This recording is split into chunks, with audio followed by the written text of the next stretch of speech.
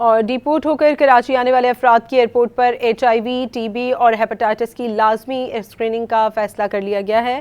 اسی بارے میں مزید ڈیٹیلز حاصل کریں گے ڈان نیوز کی نمائندہ انم مشکور سے۔ انم، اپڈیٹ کیجیے گا۔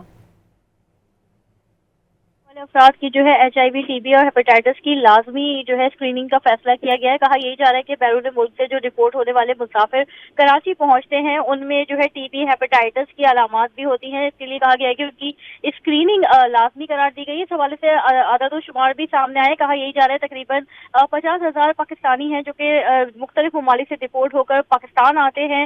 غیر تشخیص شدہ جو مریض ہوتے ہیں ان کا اس کی باعث یہ جو بیماریاں ہیں یہ پھر پھیلتی ہیں ملک میں۔ اسی وجہ سے یہ فیصلہ کیا گیا ہے کہ جو بھی غیر ملکی ڈپورٹ ہو کے پاکستان آئیں گے یا آئیں گے تو ان کی جی، اسکریننگ لازمی کی جائے گی۔ جی بہت شکریہ انم مشکور آپ کا۔